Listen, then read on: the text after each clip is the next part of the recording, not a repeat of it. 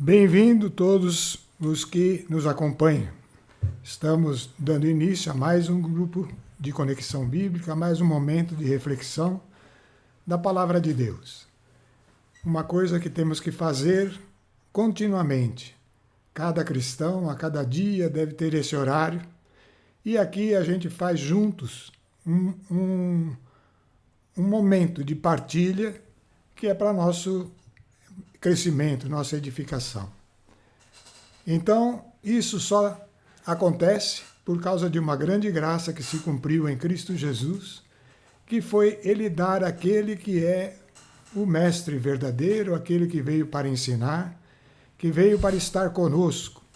Nós vamos ver que esta alegria é bem maior do que aquela que os apóstolos tinham quando andavam com Jesus, porque eles tinham uma alegria que vinha de estar ao lado de Jesus, de estar conhecendo aquelas coisas maravilhosas, esse plano de Deus sendo revelado. Mas agora a gente tem isso dentro de nós. Então é isso que precisa ser, a gente precisa ter essa consciência, né? Então vamos pedir que essa presença nos conduza hoje, entregando esse nosso grupo na direção do Espírito de Deus. É Ele que é esse ajudador, esse que está conosco. Senhor, que a Tua presença, pelo Espírito Santo, possa nos conduzir em mais esta nossa decisão de observar o Evangelho e de ver, por meio do Espírito, tudo que o Senhor tem para nós. Que tudo que for exposto aqui, Senhor, possa passar por esse filtro do vosso Espírito e possa produzir vida naqueles que ouvem e que possa conduzir também esta palestra, ó Deus, e Ele seja então aquele que tem todos os méritos. Isso para nós seria a grande alegria, essa alegria que comentamos, maior que aquela que tinham os discípulos, porque agora Ele próprio está dentro de nós. Senhor, louvado seja o vosso nome. Amém. Bom, vamos lá começar aqui dando uma repassada pequena, né, nos textos que já havíamos falado, é simplesmente para dar uma continuidade, né? Então, começamos aí do Evangelho de João, no capítulo 15, do versículo 26 em diante. Jesus dizendo, né, quando vier o Paráclito, que vos enviarei, então esse Paráclito é o Espírito Santo, da parte do Pai, o Espírito da verdade que procede do Pai, ele dará testemunho de mim. Também vós dareis testemunho, porque estáis comigo desde o princípio. Então aí ele está falando especificamente para os apóstolos. Eles estavam com Jesus, ouviam todas aquelas coisas, aquilo penetrava neles, né? Mas agora ia acontecer algo superior, é isso que a gente tem comentado, né? Vamos em frente. Então, já no 16, a partir do versículo 1, diz assim: disse-vos estas coisas, estava falando para os discípulos, para vos preservar de alguma queda. Eles vos expulsarão das sinagogas, aí falou a respeito da nação de Israel e do contexto dessa nação. Eles vos expulsarão das sinagogas, e virá a hora em que todo aquele que vos tirar a vida julgará prestar culto a Deus. Você vê como é o engano do inimigo, né? Procederão desse modo porque não conheceram o Pai nem a mim. E isso é um parâmetro de diferença, hein, pessoal? Quando Jesus veio, a presença dele, o que ele dizia, o que ele manifestava, devia ser comprovado por aqueles que ao longo da vida na primeira aliança conheciam e davam toda a importância àquilo. Então, procederão deste modo porque não conheceram o Pai nem a mim, senão eles reconheceriam Jesus, né? Disse-vos, porém, estas palavras, para que quando chegar a hora vos lembreis de que vos anunciei. E não vos disse desde o princípio, porque estava convosco, né? Então, essa situação que aconteceu em Israel, a gente tem que tomar cuidado conosco aqui. É a rotina, é virar a vida religiosa nossa, que é o centro que deveria ser o centro de nossos propósitos, né? Porque para isso nós fomos criados. às vezes vai ficando de lado e a gente vai se prendendo aos acontecimentos de cada dia e não sabe ver, não sabe perceber. Então, a gente acaba desconhecendo a vontade do Pai. É isso que está escrito no versículo 3. Procederão deste modo, porque não conheceram o Pai, nem a mim. Nós temos Jesus aonde? Na palavra, no verbo, naqueles que se convertem e na própria igreja que nós, cristã, né, que nós frequentamos. Bom, vamos ver aí, tem a continuidade do texto, destacado, uma frase que diz o seguinte: estabelecendo a porta do aprisco das ovelhas, obra do Paráclito. Então, o Paráclito é o Espírito Santo, ele vai inaugurar essa entrada, ele é a porta do aprisco das ovelhas. E vamos ver como é que Jesus revelou isso para nós. Né? João 16, agora vou para aquele que me enviou, e ninguém de vós me pergunta para onde vais? Mas porque vos falei assim, a tristeza encheu o vosso coração. Entretanto, digo-vos a verdade, convém a vós que eu vá, porque se eu não for, o Paráclito não virá a vós, mas se eu for, vou-lo enviarei. E quando ele vier, convencerá o mundo a respeito do pecado, da justiça e do juízo. Vamos parar um pouquinho, já falamos disso, mas vale a pena insistir. Né? Convém, foi importante que Jesus partisse desse mundo, né? Porque era o meio de justificar essa presença aí, esse Paráclito, esse Espírito da verdade, que haveria de estar não mais no meio de um grupo separado que acompanhava Jesus, porque ele era um homem como nós, mas que estará agora dentro de nós, né? Dentro de cada um de nós. E isso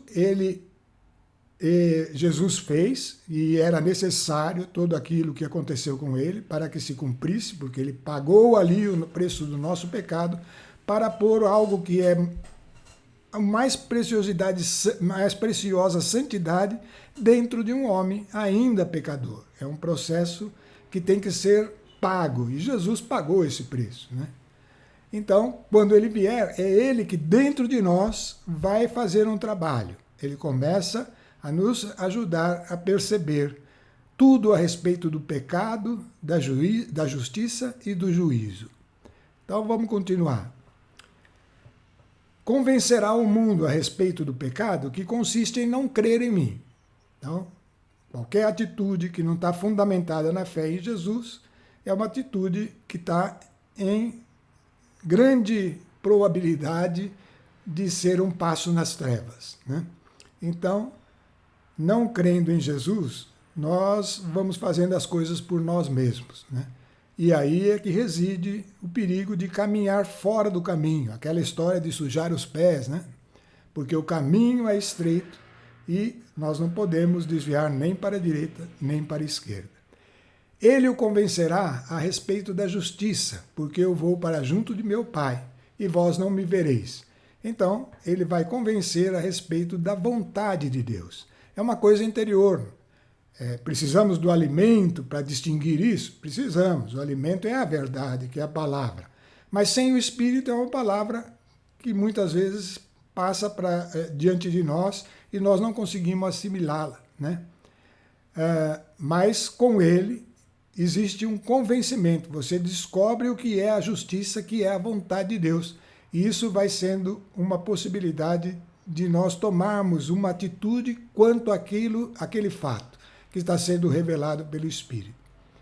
E isso nós vamos ver que é necessário. Sempre tem a nossa ação em cima de algo que está ligado a Deus, né? Então, como Jesus não estaria aqui, quem que convence a respeito da justiça é o Espírito de Deus. E ele convence também a respeito do juízo, que consiste em que o príncipe deste mundo já está julgado e condenado. Isso é uma coisa importante para nós cristãos, tá? É preciso que a gente tenha essa consciência que nós podemos resistir a Satanás. Nós temos força para resistir a Satanás. Eu sei que parece um absurdo, Satanás é um anjo que chegou a um nível extraordinário no crescimento, até o dia que ele decidiu confrontar-se a Deus, né? Isso está escrito na Bíblia, tem passagem clara sobre isso que mostra essa situação, né? Mas ele é muito maior do que nós, né? Mas nós temos que ter consciência que, na fé em Jesus, ele já está julgado e condenado. Portanto, ele não tem poder contra nós. E é preciso nós nos fortalecermos nessa consciência, porque ela é fonte de paz para o cristão. As situações adversas, os problemas surgem, mas aquele que tem a certeza da presença do Espírito em si, ele começa a viver uma paz e também uma vitória da qual não é capaz, porque ele passa a ser mais que vencedor. Vencedor é aquele que vence por suas próprias forças. Mais que vencedor é aquele que não tem força alguma, mas prevalece contra qualquer mal. Isso é ser mais que vencedor. E é o propósito que deveria se cumprir no cristão. E aí Jesus continua: muitas coisas tenho a dizer-vos, mas não as podeis suportar agora. Você vê. Quando que vai acontecer isso? Quando vier o Paráclito, o Espírito da verdade, ele vos ensinará toda a verdade. Então a justiça é a verdade, ele vai nos ensinar. Porque não falará por si mesmo, mas dirá o que ouvir, e vou-lhe anunciar as coisas que virão. Ele me glorificará, porque receberá do que é meu, e vou-lhe anunciará. Tudo que o Pai possui é meu, por isso vos disse, há de receber do que é meu, e vou-lhe anunciará. Então nós estamos vendo aí que a Trindade é una, né? Ela forma uma unidade.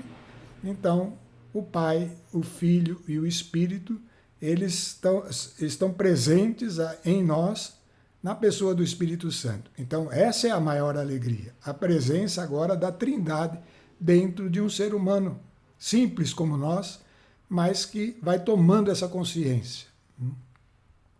Vamos lá. Bom, Jesus avisou que eles haveriam de ficar tristes, né? Por causa que aconteceu o fato material, né? A morte e a separação de Jesus. A tristeza da separação física substituída por essa alegria maior que nós estamos anunciando. Vamos ler aqui o texto. Ainda um pouco de tempo e já não me vereis, e depois mais um pouco de tempo e me tornareis a ver. Então Jesus está falando para os discípulos. Porque vou para junto do Pai. Nisso alguns de seus discípulos perguntavam uns aos outros: que é isso que ele nos diz? Ainda um pouco de tempo e não me vereis, e depois mais um pouco de tempo e me tornareis a ver? E que significa também eu vou para o Pai? Eles ainda não estavam com isso tudo muito claro, era uma situação estranha que estava sendo anunciada, né? Diziam então: que significa esse pouco de tempo de que fala? Não sabemos o que ele quer dizer. Jesus notou que queriam perguntar e disse-lhes: perguntais uns aos outros acerca do que eu disse, ainda um pouco de tempo e não me vereis, depois mais um pouco de tempo e me tornareis a ver. E continuou: em verdade vos digo, haveis de lamentar e chorar, mas o mundo se há de alegrar, e haveis de estar tristes, mas a vossa tristeza se há de transformar em alegria. Então esse anúncio, vocês vão passar por uma tristeza intensa, mas essa tristeza vai se transformar em alegria. Ela tem um propósito, ela vai cumprir esse propósito. E esse propósito gerará uma alegria maior. Quando a mulher está para dar à luz, ele usa um exemplo. Sofre porque veio a sua hora. É a dor do parto, né? Mas depois que deu à luz a criança, já não se lembra da aflição, por causa da alegria que sente de haver nascido um homem no mundo. Essa comparação é bonita e ela mostra o seguinte: Jesus é esse que veio para fazer cumprir em cada um de nós esse processo de um novo nascimento, né? Aquele momento de dor dos apóstolos, da certeza da separação, de se sentirem sozinhos, era como as dores de parto. Depois ele viria e a partir daí os filhos de Deus seriam gerados. E a alegria disso seria grande. a ponto dos apóstolos estarem dispostos depois a cumprir o propósito também de selar aquela aliança com o próprio sangue, porque eles teriam visto tudo o que realizaram nesse mundo e estariam prontos para desfrutar a vida eterna junto de Deus na alegria plena, né? Muito bem, então vamos lá no 22. Assim também vós, sem dúvida agora estáis tristes, mas hei de ver-vos outra vez, e o vosso coração se alegrará, e ninguém vos tirará a vossa alegria. Então, vamos ver aí, Jesus continua. Nós vamos falar agora, mais uma vez, já falamos outras vezes, mas vale a pena a gente parar um pouquinho nesse assunto. É o assunto que se chama oração em nome de Jesus. Ela é apresentada aqui como uma alegria perfeita. Uma alegria perfeita, ela é uma comprovação dessa presença viva de Deus dentro de nós. Então vamos ler o que o texto diz. João 16 começa no 23, versículo 23.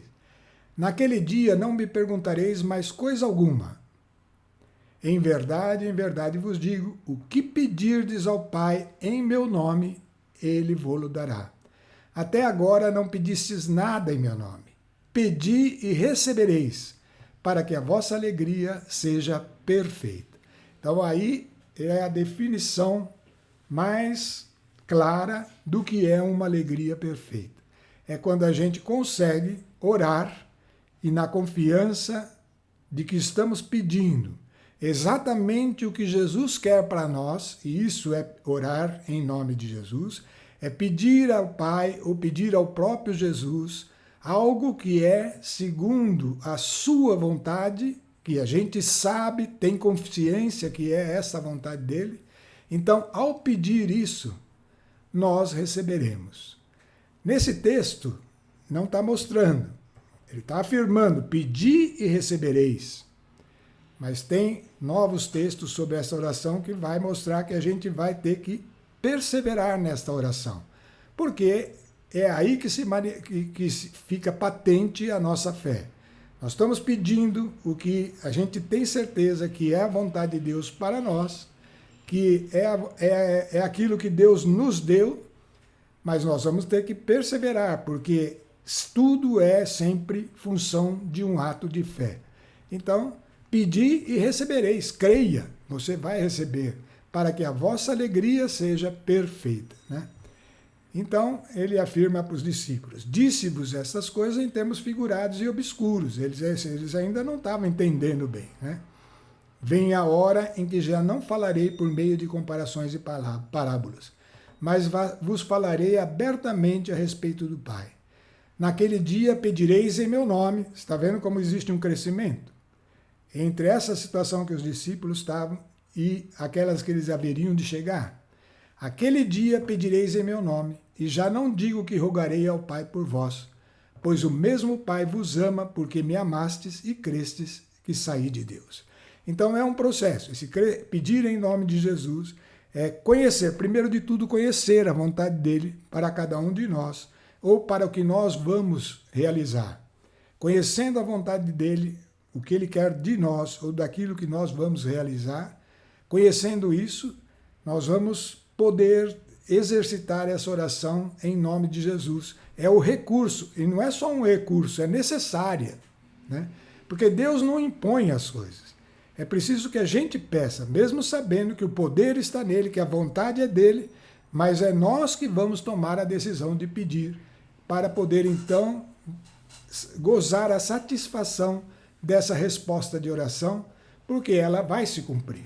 E às vezes requer uma perseverança, porque olha a diferença que acontece quando a gente pensa que está orando em nome de Jesus.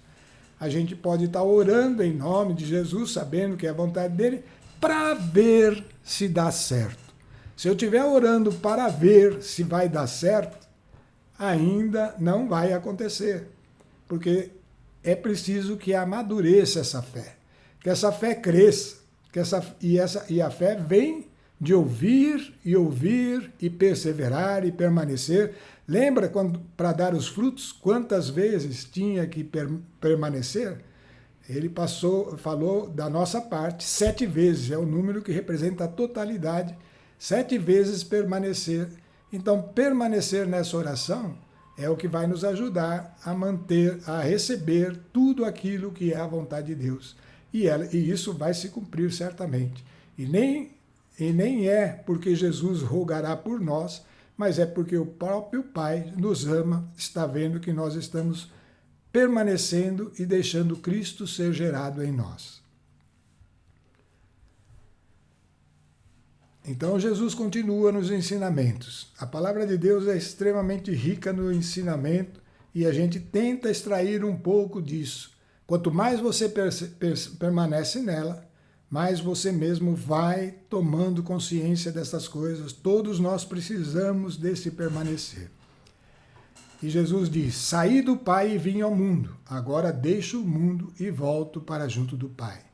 Disseram-lhe seus discípulos: eis que agora falas claramente, e tua linguagem já não é figurada. Agora sabemos que conhece todas as coisas e que não necessitas que alguém te pergunte. Então, com a mente eles sabiam isso, com a mente, né? Por isso cremos que saístes de Deus. Será que estava fé aí? Isso acontece com a gente várias vezes. Vamos ver o que Jesus respondeu. Jesus replicou-lhes: credes agora? Com exclamação: será que você crê mesmo? Eis que vem a hora, e ela já veio, em que sereis espalhados, cada um para o seu lado, e me deixareis sozinho. Mas não estou só, porque o Pai está comigo. Referi-vos essas coisas para que tenhais a paz em mim. No mundo haveis de ter aflições. Coragem, eu venci o mundo. Pessoal, a aflição faz parte para o cristão. Ela está lá, né? É momento de ter coragem, de vencer a aflição com a paz de Cristo. É assim que a fé vai se manifestar de verdade. Tá? É assim que nós vamos ser mais que vencedores. Mesmo sabendo que não conseguimos, por nossa força não podemos, mas perseverando até que a fé amadureça e produza o seu fruto, nós vamos vencer. E essa é a nossa coragem, tá? Então, não se abale, fique firme, né? E nós temos que ter o respaldo da palavra, temos que tê-la dentro de nós, temos que estar atento à voz do Espírito, porque é assim que caminha o cristão rumo à vitória que já foi conquistada, é a vitória de Jesus. Então, a paz é um sinal importante para o cristão.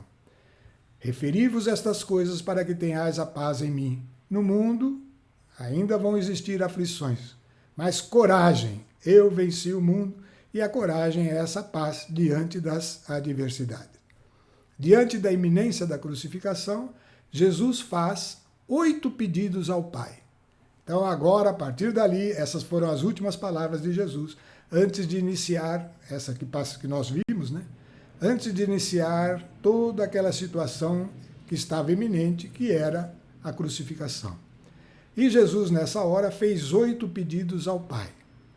Um por si mesmo, um pedido por si mesmo, e 7 por todos os que creem.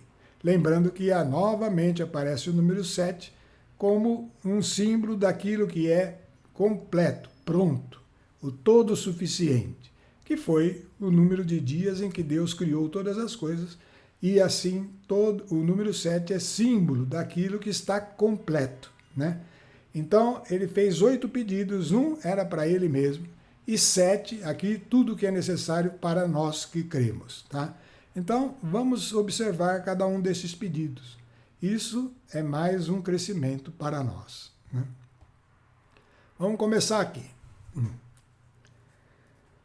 Bom, está lá no capítulo 17 de João, o primeiro versículo. Então, entramos no capítulo 17. Agora vai ser a oração de Jesus por si mesmo. Jesus afirmou estas coisas e depois, levantando os olhos ao céu, disse: Pai, é chegada a hora. Então, essa hora era todo o sentido da vinda de Cristo. Era ali que se cumpriria o propósito de Deus e a reversão do pecado de Adão estava iminente, ia acontecer. É chegada a hora. glorifica teu filho, para que teu filho glorifique a ti. E para que, pelo poder que lhe conferistes sobre toda a criatura, ele dê vida eterna a todos aqueles que lhe entregasse. Olha só, o propósito de toda esta obra é que o homem, como nós, aí limitado, andando aos tropeços e cai, vai para frente, vai para trás, tenha um caminho, e esse caminho nós sabemos qual é, e que se nós trilharmos esse caminho, nós temos direito a uma vida do tipo de Deus, a vida que se estende para a eternidade. Então, não é algo pequeno que estamos falando, não é algo pequeno que a igreja fala, não é algo pequeno que a palavra de Deus anuncia. Pessoal, atenção a estas coisas, priorize isso em relação ao resto, né? Porque o propósito é dar a vida eterna a todos aqueles que foram entregues a Jesus, aqueles que são conduzidos pelo Verbo, que é a palavra de Deus revelada. Ora, a vida eterna consiste em que conheçam a ti, um só Deus verdadeiro, e a Jesus Cristo que enviastes. É nessas duas coisas que consiste a capacitação do ser humano de viver eternamente. Eu te glorifiquei na terra, e Jesus está falando ao Pai, eu te glorifiquei na terra, terminei a obra que me destes para fazer. Agora, pois, Pai, glorifica-me junto de ti, concedendo-me a glória que tive junto de ti, antes que o mundo fosse criado. Então, aquela glória, a unidade do Pai, com o Filho, com o Espírito Santo, e que deu origem a todas as coisas. Agora Jesus ia retomá-la, porque ele despojou-se dessa glória para estar com você, para estar comigo, para estar com a humanidade. E nesse curto tempo, a obra foi consumada e estava por tornar-se plena agora com a morte e ressurreição de Jesus. Então essa foi a oração de Jesus por si mesmo. Agora vamos ver a oração que ele fez por nós, todos nós. Jesus ora pelos que creem. Estou falando nós, aqueles que creem, né? E ele começa com um primeiro pedido. Pai Santo, guarda-os em teu nome. A gente tem que tomar cuidado para não sair fora do nome de Deus. Nós temos que estar, onde estivermos, estar presente em nós o nome do nosso novo Pai. Não é mais o Pai que nos deu origem na terra, o nosso Pai na carne, mas o Pai verdadeiro, aquele que gera em nós a vida eterna. O nosso Pai aqui no mundo gerou uma vida que tem fim. E ela é uma vida que é vaidade, passagem e depois tudo desaparece, né? Mas esse não, esse Pai Santo, ele nos deu a vida eterna e nós queremos estar guardados nele, né? Então vamos ver como que Jesus orou. Manifestei o teu nome aos homens que do mundo me destes. Eram teus e os destes a mim, e guardaram a tua palavra. Agora eles reconheceram que todas as coisas que me destes procedem de ti. Estava falando dos apóstolos e daqueles que junto com os apóstolos creram, né? Porque eu lhes transmiti as palavras que tu me confiastes, e eles as receberam e reconheceram verdadeiramente que saí de ti. Então isso é uma coisa. Aqui me veio uma questão para chamar a atenção. Pessoal, a Bíblia saiu de Deus, hein? A Bíblia é o anúncio de Jesus Cristo, é um livro que está aí com você e que verdadeiramente saiu de Deus, desde lá do início da criação. Todo o processo da antiga aliança e toda a história de Jesus que nós temos insistido e falado aqui no Evangelho, através do Evangelho de João, saiu de Deus, né? Isso é fonte da nossa fé, porque você vai vendo em cada palavra desse, todo o mistério que ela contém vai sendo revelado por meio do Espírito, então tudo vai tornando base de fé. E é assim que Jesus continua. E creram que tu me enviastes. Por eles é que eu rogo. Então vai rogar por nós. Não rogo pelo mundo, mas por aqueles que me destes, porque são teus. Tudo o que é meu é teu, e tudo o que é teu é meu. Então Jesus está dizendo, nele sou glorificado. Jesus se glorifica em nós, quando nós damos testemunho desta fé. Bom, continuando agora a oração de Jesus, que agora nós vamos ver as 7 vezes que ele rogou por nós. Primeira prece que Jesus fez por nós. Pai Santo, guarda-os em teu nome. Essa é a primeira oração que Jesus fez por nós. Já não estou no mundo, mas eles ainda estão no mundo. Eu, porém, vou para junto de ti. Pai Santo, guarda-os em teu nome, que me encarregastes de fazer conhecer, a fim de que sejam um como nós. Então, na medida que nós vamos perseverando e guardando esta palavra, então o próprio Deus tem os olhos sobre nós e nos guarda, né? Porque nós estamos atentos àquilo que é a vontade de Deus. Por isso estamos guardados no nome dele, né? Isso nos leva a uma característica. Todo que é filho de Deus vai se tornando como Deus. É por isso que não pode o cristão achar que ele já está crescido, que ele é maior que aquele ou menor. Não, todo o processo do cristianismo é um processo de crescimento e que leva a um final único, que é ser como Deus é. E isso não tem testemunho maior que o do próprio Jesus Cristo. Jesus veio revelar o Pai, ele e o Pai são um, e assim como eles são um, Jesus está clamando para que Deus nos guarde no nome dele, para que nós sejamos um, como ele é um com o Pai, né? Então, isso é guardar-nos em nome dele, o nome de Deus está sobre nós, somos filhos de Deus, tendemos a todos nós a sermos um.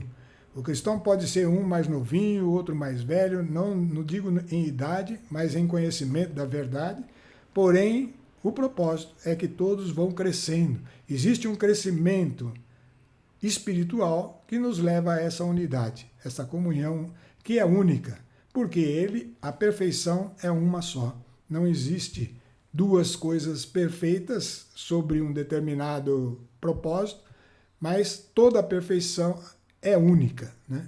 Senão não é perfeito. Se tem algo mais ou se falta algo, então não é perfeição.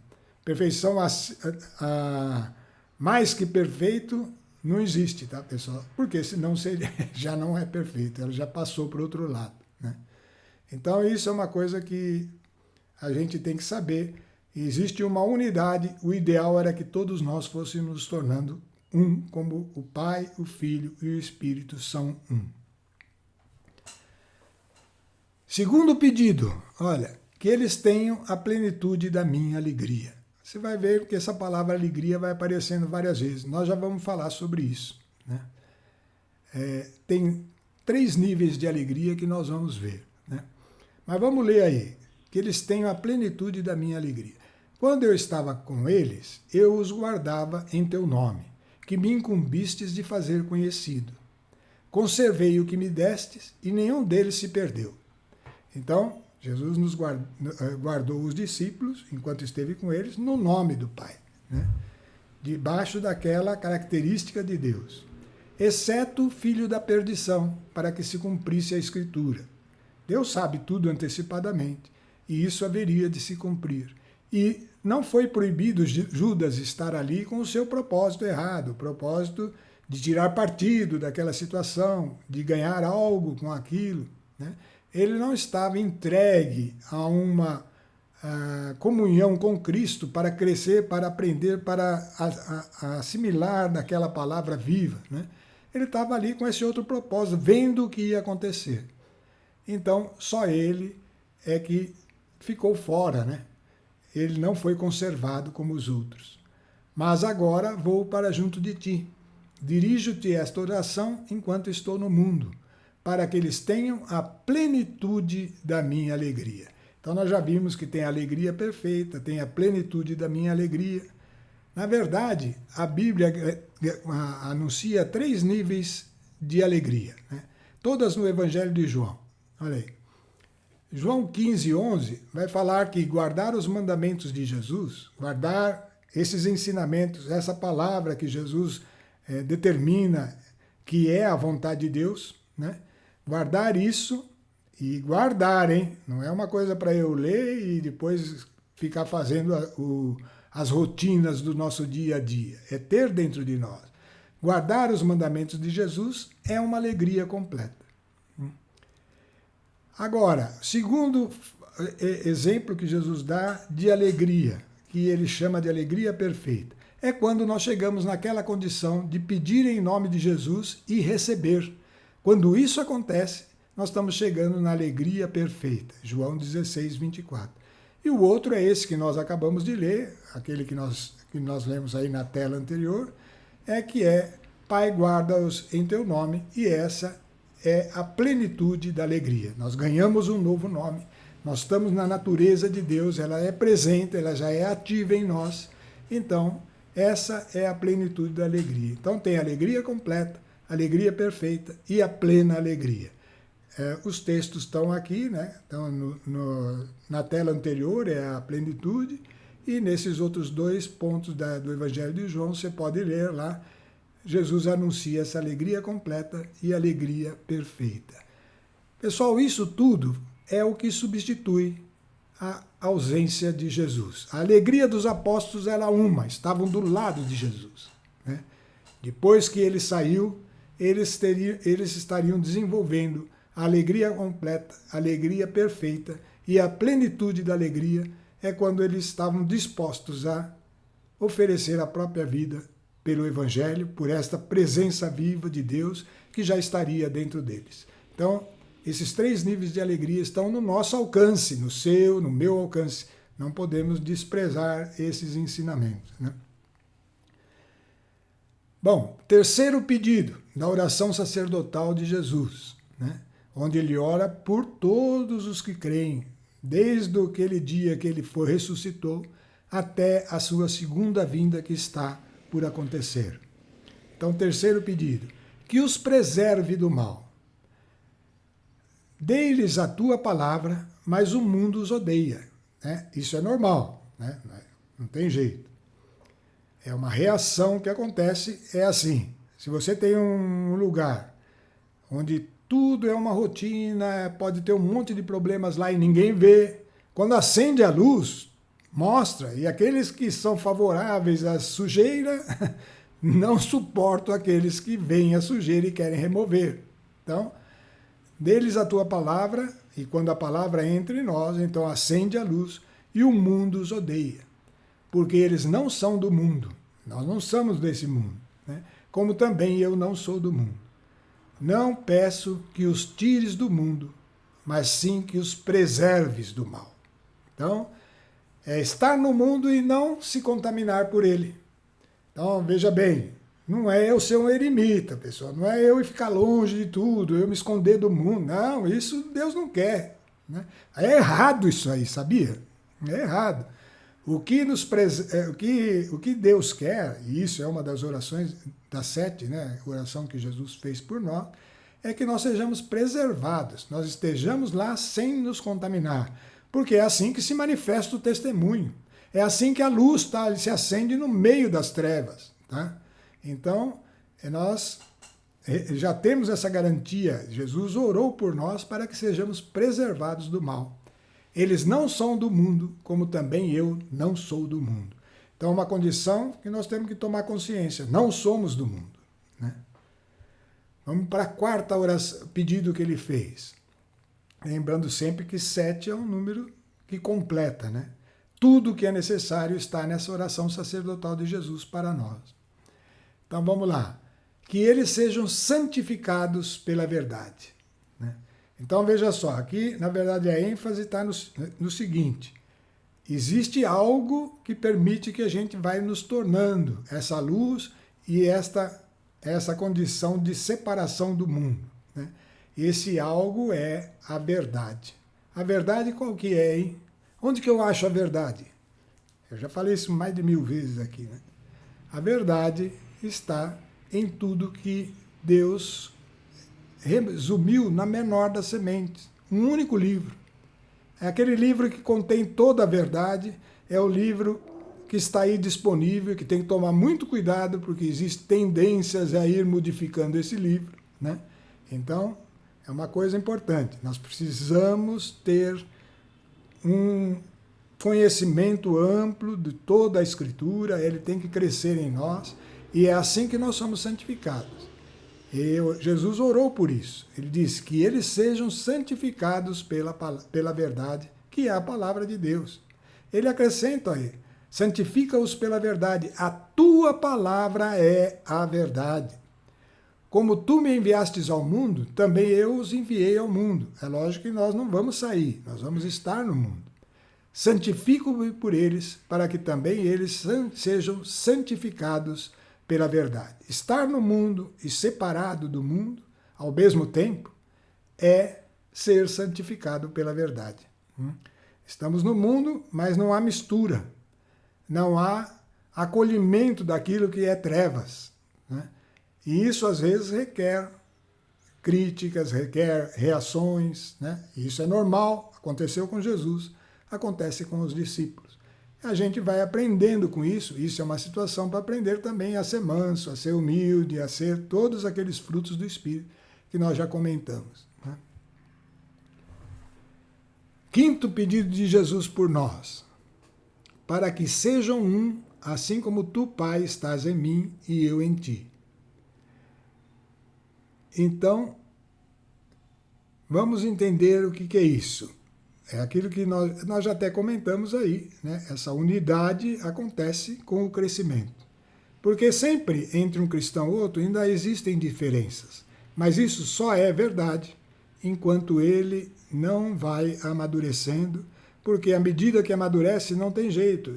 A gente está sendo manipulado, está sendo trabalhado para chegar a uma perfeição. E perfeição é única. A perfeição é o Pai, o Filho e o Espírito Santo. Os três são um. E nós temos que ir tendendo a essa unidade. E por isso que Jesus orou, para que sejam um, assim como tu, Pai, estás em mim e eu em ti. E disse, não rogo somente por eles, mas também por aqueles que por sua palavra hão de crer em mim.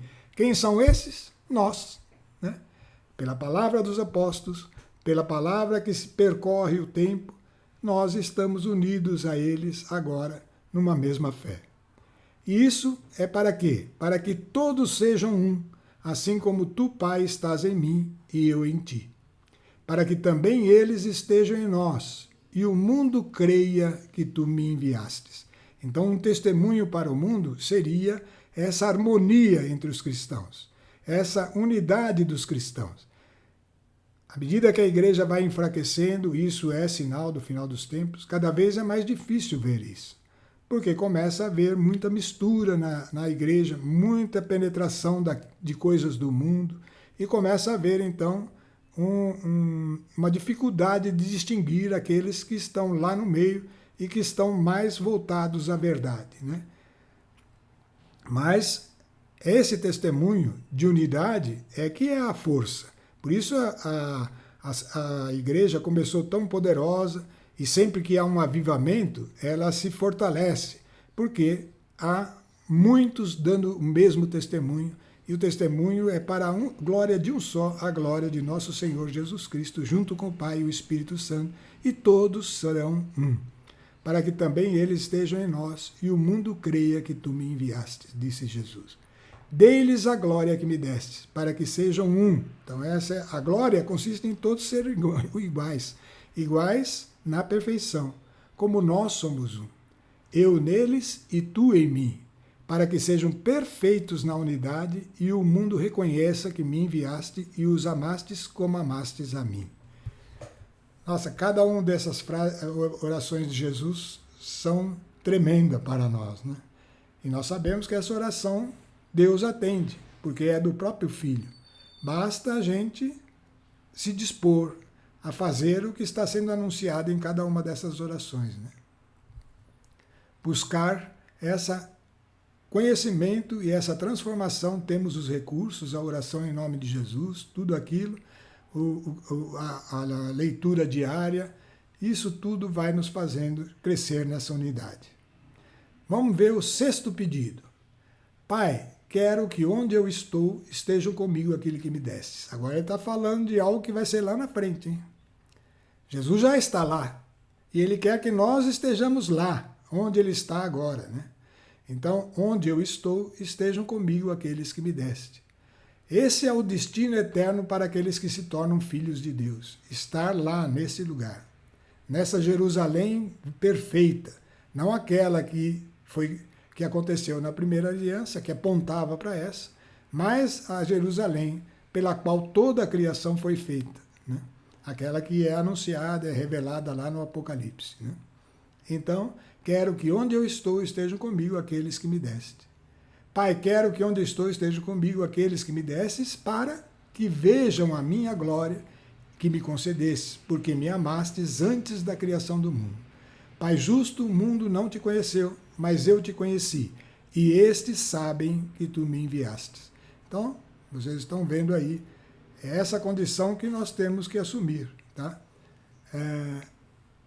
Nós precisamos tirar proveito de cada um desses ensinamentos de Jesus. Ele preparou tudo para que nós estivéssemos neste lugar celeste, neste lugar que é sentido da vida. A vida não é um grande conhecimento nesse mundo, é técnicas e coisas mais. A vida é algo que está destinado à eternidade e é algo muito mais precioso que isso. E só tem meio de chegar lá por Jesus Cristo, que deu a vida dele por nós. E o sétimo pedido é o amor, né? O sétimo pedido é o que resume tudo.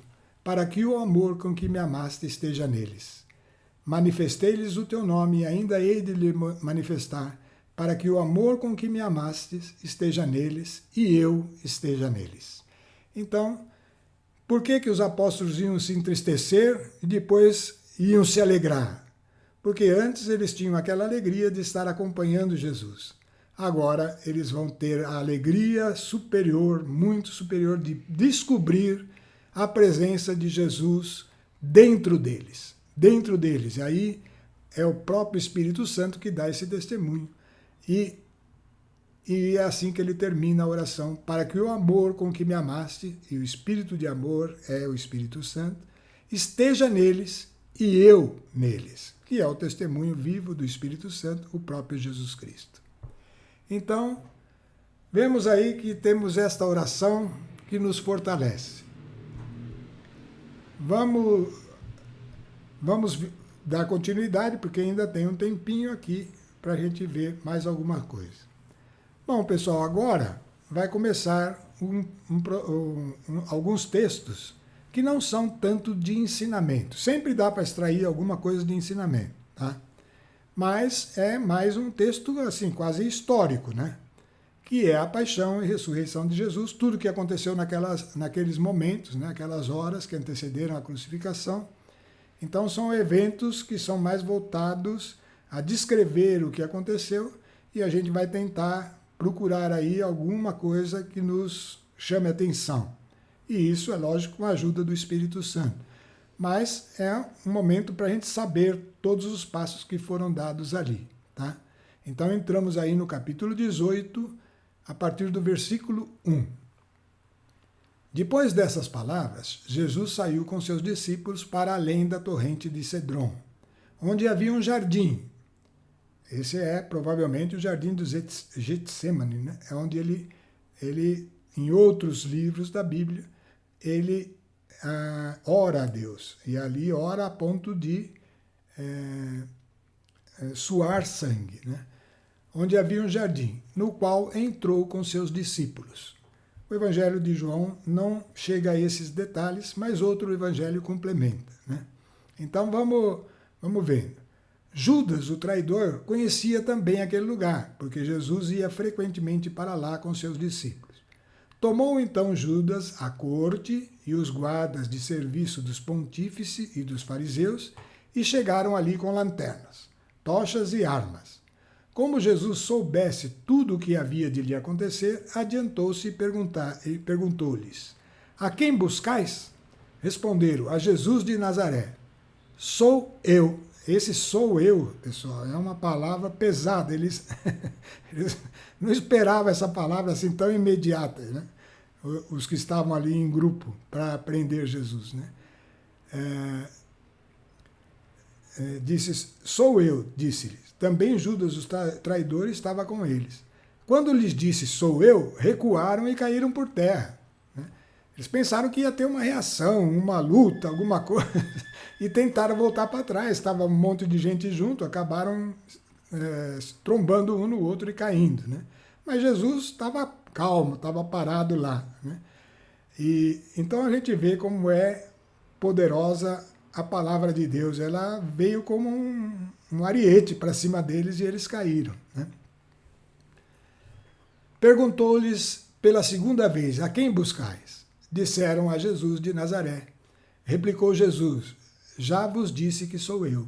Se é, pois, a mim que buscais, deixai ir estes. Então Jesus tinha um propósito claro, aqueles precisavam ser preservados. Eles dariam início a toda nova e eterna aliança. Essa que nós vivemos. Né? Então pediu que deixasse eles irem. Assim se cumpriu a palavra que disse, dos que me destes, não perdi nenhum. Simão Pedro, que tinha uma espada, puxou dela e feriu o servo do sumo sacerdote. E Simão ainda não tinha o Espírito Santo, ele estava ali aprendendo tudo, ele era alguém que fervoroso em absorver a palavra de Deus, mas ainda tinha aquele temperamento humano. Né? E decepou a orelha direita do servo, que se chamava Malco. Né? Mas Jesus disse a Pedro, enfia a tua espada na bainha, não hei de beber o cálice que o Pai me deu? Então a coorte, o tribuno e os guardas dos judeus prenderam Jesus e o ataram. Então, esse é o momento da prisão de Jesus. Aí Jesus vai ser levado diante das autoridades. Né? Então, continuando, no capítulo 18, nós vamos passar por estes textos mais rapidamente, é só uma leitura, como eu disse, quase não, é um fato histórico. Conduziram-no primeiro a Anás, por ser sogro de Caifás, que era o sumo sacerdote daquele ano. Esse sumo sacerdote já foi citado nas nossas leituras. Caifás fora quem dera aos judeus o conselho, convém que um só homem morra em lugar do povo. E esse conselho dado por Caifás era inspirado por Deus, né? E era verdade. Esse homem ia morrer por todos nós, até por nós aqui, depois de milhares de anos que estamos ao redor dessa palavra. Né? E ele precisava morrer. Né? É lógico que não era esse o propósito de Caifás, mas ele foi usado, ele era a autoridade. E foi usado por Deus, porque o cargo de autoridade é um cargo que pertence a Deus. Quem está ali nem sempre pertence a Deus. A maioria das vezes não. Né? Mas o cargo pertence a Deus. E muitas vezes Deus usa as autoridades, porque ao estar no cargo, ele tem... ele se manifesta por esse poder daquele cargo, pelo poder daquele cargo. Bom, então, Simão Pedro seguia Jesus e mais outro discípulo. Eles não se separaram, eles continuaram seguindo quando Jesus, então, foi separado dos discípulos, esses continuaram com ele, Pedro e mais um outro discípulo.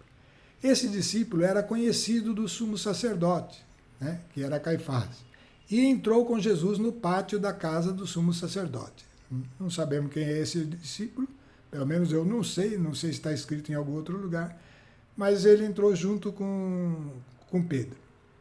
Porém, Pedro ficou de fora, à porta, mas o outro discípulo, que era conhecido do sumo sacerdote, saiu e falou à porteira, e esta deixou Pedro entrar. Então, deixou Pedro entrar. Porém, não sem uma palavra, né? A porteira perguntou a Pedro, não és acaso também tu dos discípulos desse homem? E ele respondeu, não sou. É fácil da gente fazer isso, né? Porque a gente está ali com um propósito, querendo até lutar pela sua causa, mas na hora que você é confrontado e que você fica sozinho, aí você vai se esconder, né? E foi o que Pedro fez. Pela primeira vez negou Jesus. Né? Não sou, respondeu ele. Os servos e os guardas acenderam um fogo, porque fazia frio, e se aqueciam. Com ele estava também Pedro de pé, aquecendo-se. Bom, essa foi a primeira negativa. Agora vem a segunda e a terceira. O sumo sacerdote indagou de Jesus acerca de seus discípulos e da doutrina. Jesus respondeu-lhe: Falei publicamente ao mundo, ensinei na sinagoga e no templo, onde se reúnem os judeus, e nada falei às ocultas. Por que me perguntas? É uma pergunta que questionava o sumo sacerdote. Qual é a razão dessa pergunta, né? Pergunta àqueles que ouviram o que eu lhes disse. Eles sabem o que ensinei. A estas palavras, um dos guardas presentes deu uma bofetada em Jesus, dizendo: é assim que responde ao sumo sacerdote? Você está ofendendo o sumo sacerdote, né? Então, agrediu Jesus. Replicou-lhe Jesus. Olha como ele reage a uma bofetada, né? De uma maneira, essa é uma reação que não aceita, mas não é agressiva, né? Se falei mal, prova-o. Mas se falei bem, por que me bates? Então, sempre questionando a verdade, né? Eu falei errado ou eu falei a verdade, né? E aí a pessoa fica nessa situação, vai ter que assumir que agiu errado, né? Anás enviou o preso ao sumo sacerdote Caifás. Então, Anás mandou ele para o sumo sacerdote. Simão Pedro estava lá se aquecendo. Perguntaram-lhe: não és porventura também tu dos seus discípulos? Negou, dizendo não. Disse-lhe um dos servos do sumo sacerdote, parente daquele a quem Pedro cortara a orelha: não te vi eu com ele no horto? Mas Pedro negou outra vez, e imediatamente o galo cantou. Então se cumpriu a palavra de Jesus: antes que o galo cante, 3 vezes me negarás. Nós vamos acabar só aqui. Não, vamos acabar por aqui mesmo. Então, essas 3 negativas de Pedro, elas são negativas que exprimem as três níveis do ser humano. Negar ser, um deles, é negar a Jesus no espírito. Negar falar como eles ou agir como eles é negar Jesus na alma. E negar estar com eles é negar Jesus no corpo. Tá? Então, esses 3 níveis de negativa podem acontecer muitas vezes conosco, viu, nesse mundo, em situações em que nos perguntam sobre a nossa fé. Mas então, aí sim a gente tem um exemplo para refletir. Vamos parar aqui neste exemplo e encerrar então a nossa reunião de hoje com a nossa oração, dando graças a Deus. Estivemos, Senhor, diante dessa palavra tão viva e eficaz, a palavra que nos destes, ó Deus, que ela possa produzir tudo o que ela diz, tudo o que veio para nós, Senhor, seja alimento do crescimento dessa natureza nova, dessa vida, Senhor, que nos faz um com o Pai e com o Filho e com o Espírito Santo. E isso se cumpra tudo, Senhor, não por nossos méritos, mas por nossa fé. Fortalecei-nos, ó Deus, na fé, cada vez mais em Tua graça. Amém.